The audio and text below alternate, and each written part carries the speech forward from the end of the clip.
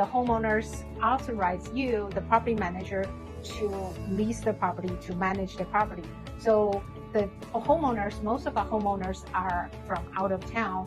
So instead of they understand the market, understand the reason their property is not rented out, they would like to hear from you, which is a trusted relationship. So for the homeowners, it's better off for them to get updates from you guys and rely on your expertise. Yeah, I would say on whole, we have a lot of really, really good owners. And I've heard this over and over.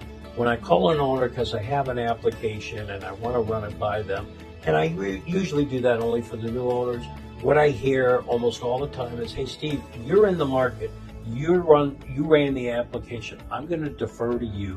If you think this is a good application, a good tenant, then let's go with it. Okay, great.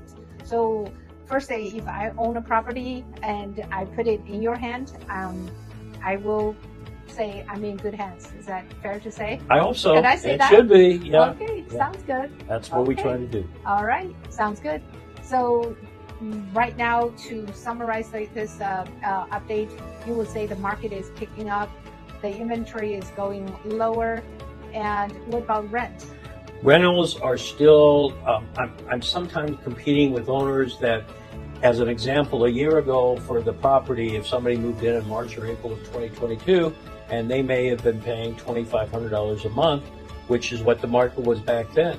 Now here it is, they move out after a year, it's April or May of 2023. The market has gone down by 25%. Wow, that property is now, hear. yeah, but that property is now at $2,000 a month instead of $25,000. Sometimes I get an owner say, but I want to charge what the last tenant was paying. Well, that's not where the market is. Right. So you gotta better off follow the market. Yep. And also, if it's only $200-300 a month, if you lower by $200-300, which is the market price, the right market price, and a year is what, $3,600. Yeah. So it's still like if you rent it out right away faster, then you're still ahead of the game. Exactly. Okay. The worst thing for everybody, particularly owners, is if it sits there for 2.5, 3, 4 months because it's not priced correctly. Okay. So it's simple math at that point. Okay, got it. All right. So price, it's the price. It's not.